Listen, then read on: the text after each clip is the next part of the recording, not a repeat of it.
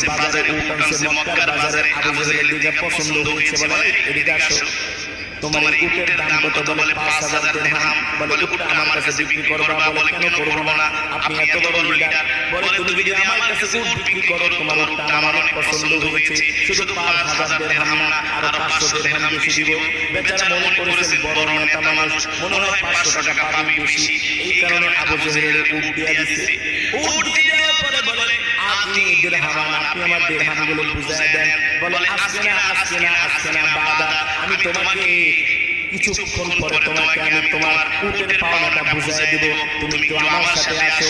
এই কথা বলে আবু জেহেল ওই লোকটাকে বাজারে দাঁড় করায় উট নিয়ে চলে গেছে বাড়িতে। উটের টাকা দেন। এখন ওই আবু জেহেল তো মক্কার নেতা, ওরে তো সবাই চিনি। ওরে তো যেমন আপনাদের এলাকায় ওয়াজ করতে আসছি, আপনারা